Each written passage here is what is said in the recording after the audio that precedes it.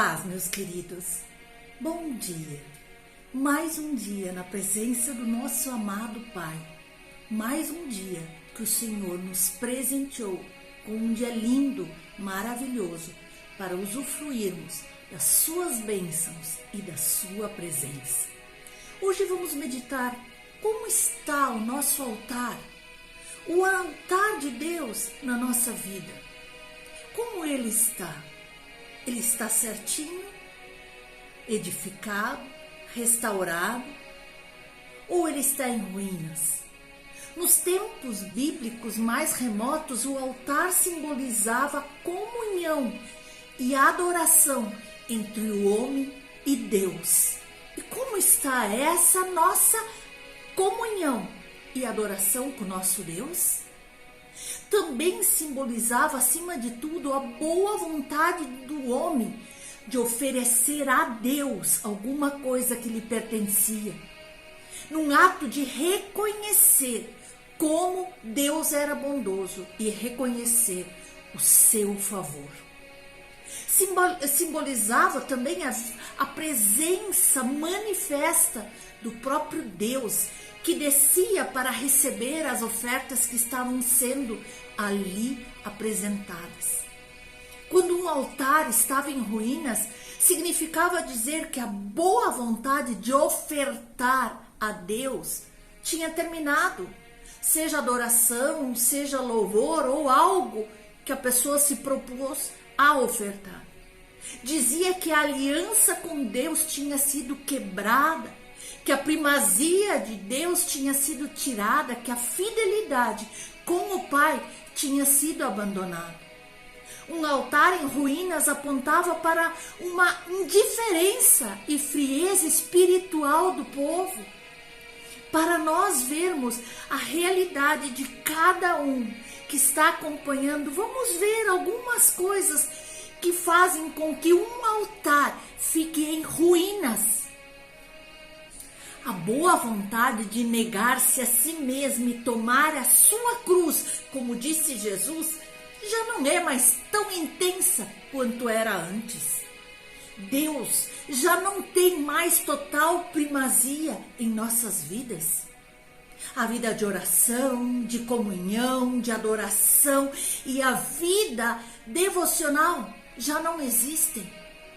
A vida familiar torna-se caótica, pois sem a presença de Deus, tudo cai em ruínas. O compromisso cristão, dentro e fora da igreja, está totalmente enfraquecido. Isso são sinais de que o nosso altar está em ruínas.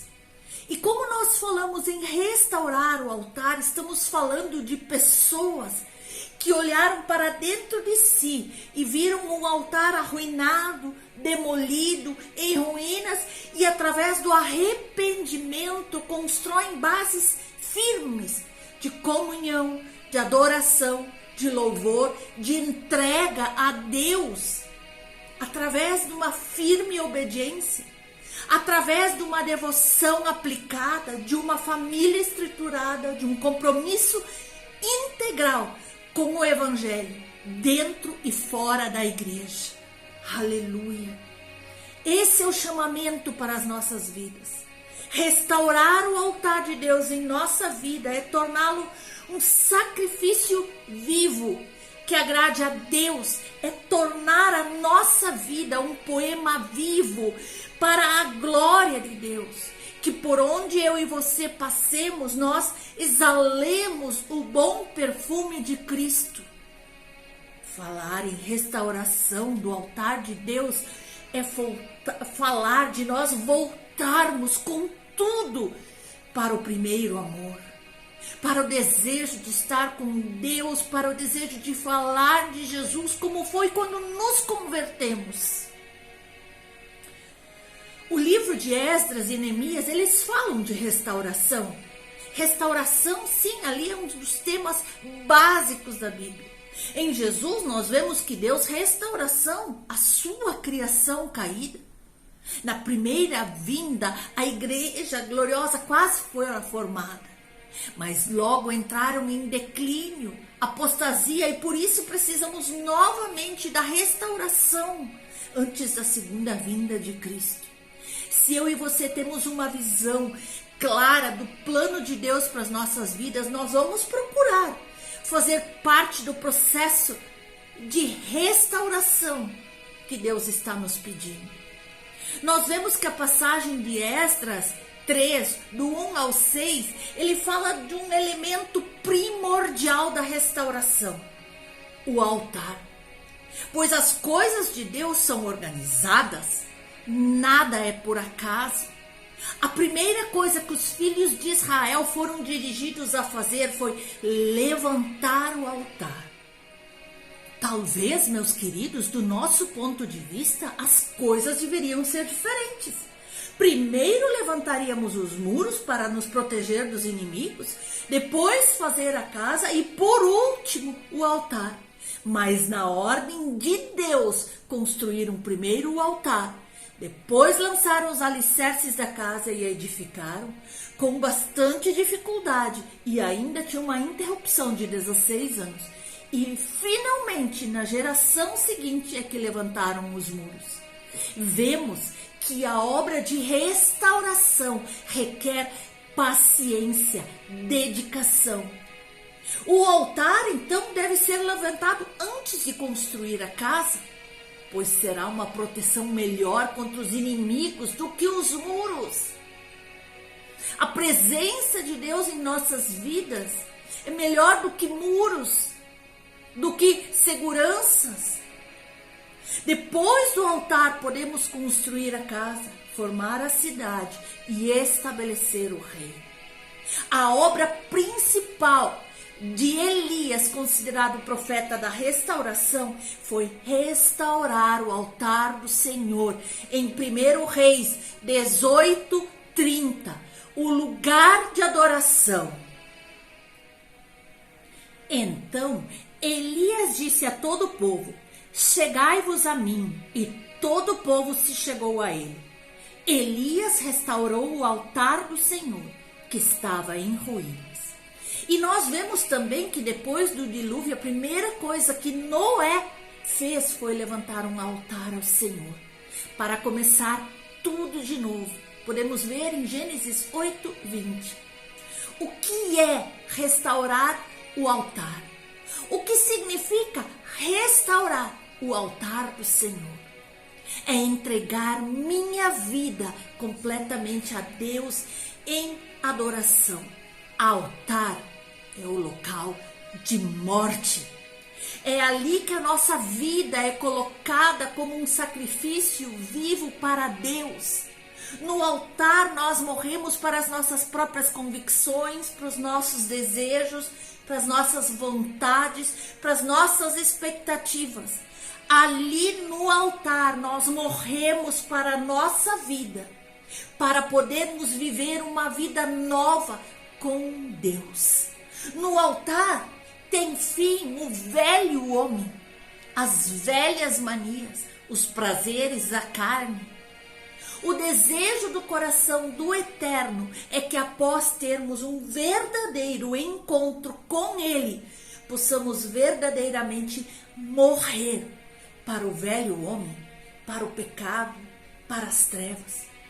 Enquanto o sacrifício queimava, subia um cheiro que se desprendia da vítima. É isso que o nosso Eterno espera. Que quando a nossa vida for oferecida a Ele, possamos liberar um cheiro suave, a fim de agradarmos ao Senhor. Aleluia! Assim queimarás todo carneiro sobre o altar. É um holocausto para o Senhor, cheiro suave, uma oferta queimada ao Senhor, nos diz Êxodo 29:18. A ação principal de Elias, o profeta que representa a restauração, foi restaurar o altar do Senhor. A primeira iniciativa de Zorobabel, Neemias e Esdras ao voltarem da Babilônia para construir a casa de Deus foi levantar o altar. Sem uma posição definida de ouvir a voz de Deus e depender inteiramente dessa voz, nada de valor pode ser realizado na obra de Deus. Pois a palavra restauração significa reparo, conserto, recomposição de algo. Elias estava vivendo tempos difíceis. O povo de Israel estava vivendo um tempo difícil, havia apostasia, e o tempo de Deus já não importava mais, como o templo também não. O altar de Deus estava em ruínas. Mas, fazendo um paralelo com o nosso tempo, parece que hoje as coisas continuam do mesmo jeito. Os pecados são os mesmos, as motivações do ser humano se apoiando no mundo, nas trevas, no pecado, parecem ser as mesmas. E muitas vezes o altar de Deus na nossa vida também está em ruínas. Meus queridos, meus amados, o que significa o altar de Deus na minha vida? Santidade, presença de Deus, fé, vida com Deus, comunhão, intimidade. O Senhor, antes de ser traído, orou ao Pai por seus discípulos, dizendo: para que todos sejam um, como tu, ó Pai, o és em mim e eu em ti, que também eles sejam um em nós, para que o mundo creia que tu me enviaste. Nos fala João 17:21. Assim como Deus, Pai e Jesus são um, agora eu e você somos um em Jesus e em Deus, no Pai. E para isso nós precisamos refletir o caráter do Filho e do Pai em nosso dia a dia, em nossa vida, em nossas atitudes. Como é importante, meus queridos, entender que estamos vivendo tempos cruciais, nos quais nós devemos agir com firmeza e plena convicção do chamado que Deus fez em nossas vidas. No mundo espiritual, as forças da maldade estão lutando de uma maneira desesperada para controlar a vida de todas as pessoas, inclusive as nossas. Mas, da mesma maneira como aconteceu na época de Elias, Deus está levantando servos para restaurarem seu altar, para trazer de volta uma genuína adoração a Ele e para que tomem a decisão de tirar todos os deuses alheios das suas vidas e sejam determinados a servir somente um Deus, o nosso Deus santo e soberano. Nós vemos que aqui na terra Jesus vivia uma posição de total dependência em Deus. Noite e dia ele era sempre todo ouvidos para Deus. Não fazia nada sem ver o Pai fazê-lo primeiro. A base da sua vida era uma posição de incessante comunhão com Deus. E isso é o altar. É a restauração do homem. Deus restaura o homem da queda e do pecado, justificando, santificando, glorificando, ressuscitando-o de entre os mortos. Dá-lhe um corpo novo, revestido da incorruptibilidade e da imortalidade, nos fala em 1 Coríntios 15. E nos torna igual a Jesus Cristo, nos fala em Romanos 8. Então, o que significa para mim e para você nesse dia que nós possamos entender, restaurar o nosso altar? Significa restaurar a nossa comunhão com Deus, a nossa intimidade com Deus. Significa restaurar aquilo que um dia cremos e assumimos e vivemos com todo fervor, mas que de alguma forma nós deixamos e abandonamos aos poucos e talvez num total desprezo. Portanto, recuperação do altar, daquilo que foi esquecido, obscurecido, das vezes que nos prostrávamos diante do Senhor em lágrimas, adorando e louvando o seu nome, das vezes que ficávamos horas em oração, conversando com o Pai, as coisas íntimas nossa com Ele. Isso precisa voltar a acontecer, e não só esporadicamente dar um alô para o nosso Deus.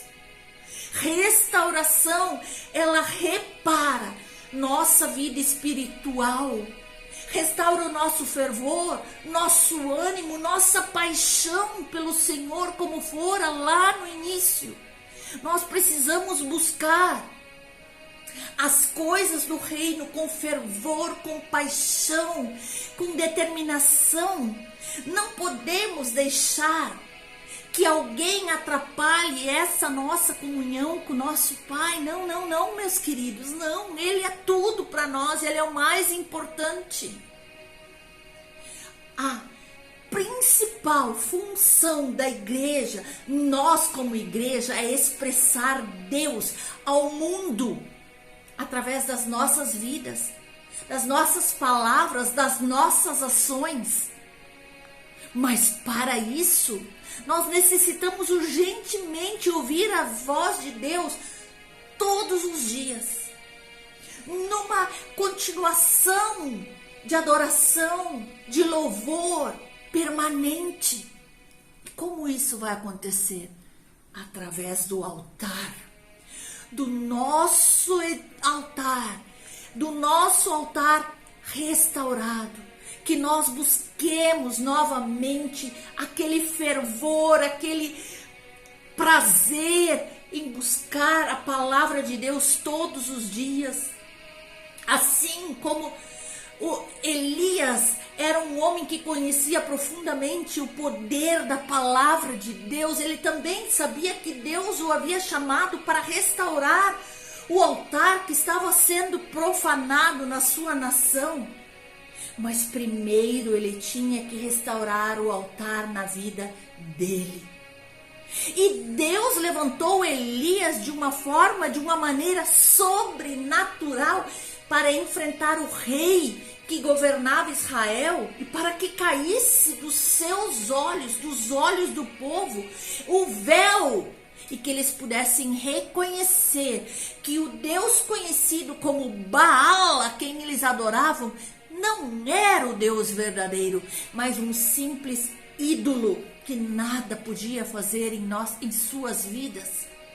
Assim precisa ser em nossa vida. Não pode haver idolatria, não pode haver deuses falsos, porque a idolatria, seja ela de ídolo, seja o dinheiro que está à frente de Deus, seja pessoas que estão à frente de Deus, é um pecado abominável aos olhos de Deus. Deus exige exclusividade. Ele não admite que o adorem juntamente com outros deuses. Você poderá servir somente a um Deus, o nosso Deus, vivo, soberano, poderoso. Algumas pessoas permitem que o seu coração se encha de egoísmo, soberba, orgulho, e como resultado disso, o seu coração fica completamente dividido. Por um lado, querem ouvir a voz de Deus, mas próximo a ela está a voz do inimigo, trazendo sussurros, palavras, causando um conflito interior. Muitas vezes vamos ao culto domingo e ficamos cheios de fé. Mas no outro dia, quando nós nos deparamos com a realidade do dia a dia, parece que a nossa fé já acabou. Que Deus é esse que nós estamos servindo? Será que é a Deus mesmo que eu e você estamos servindo? Precisamos aplicar a palavra de Deus ao nosso coração. Aleluia. Ainda que o Senhor nos fale claramente o que devemos fazer, E em seguida vem o adversário e a voz dele quer encher nossa mente de mentiras e argumentos para nos afastar totalmente do propósito divino. Nós temos que saber dizer não, resistir ao diabo e ele fugirá de vós. Aleluia! Nós temos que aprender com Elias a confrontar o inimigo. E Elias disse ao povo: até quando cocheareis entre dois pensamentos? Até quando vocês vão estar entre a voz do inimigo e a voz de Deus? Vocês não podem servir a dois pensamentos. Vocês não podem servir a dois senhores. Não se pode pensar no domingo em Deus e no resto da semana ser escravo dos desejos carnais. Nós devemos encher nossa mente, corpo, alma e espírito com a palavra de Deus todos os dias, todo momento. Não podemos só dizer que servimos a Deus, mas na realidade não fazemos o que Deus determina. Oferecemos nossa adoração só de lábios e não com atos no dia a dia. Não podemos brincar de servir ao Senhor, não. Nós temos que estar firmes, aliançados, alicerçados no Senhor. Meus amados, hoje é dia de pensar em restaurar nosso altar. Restaurar é pôr em ordem a nossa própria vida. O corpo nosso é templo do Espírito Santo e eu e você devemos entender que a nossa vida não pode ser um caos. Ao recebermos Jesus, nós deixamos de pertencer a nós mesmos, ao mundo. Agora, o corpo pertence a Deus. Talvez nós estejamos permitindo coisas em nossa vida que não agradam a Deus. E hoje é o momento de fazer essas correções e colocar tudo em ordem diante de Deus. Este é o momento. Este é o tempo em que uma nova estação está surgindo em nossa vida e nós devemos estar diante do Senhor com o nosso altar restaurado, consertado. Nossa comunhão, nossa adoração deve estar entregue somente a Deus. Os sinais deste mundo, guerras, incêndios, tantas coisas estão acontecendo narradas na Santa Escritura. Então eu posso dizer, o fim se aproxima. Por isso, precisamos colocar em ordem a nossa própria vida. Restaurar o nosso altar diante do Senhor. Deus abençoe você, em nome de Jesus.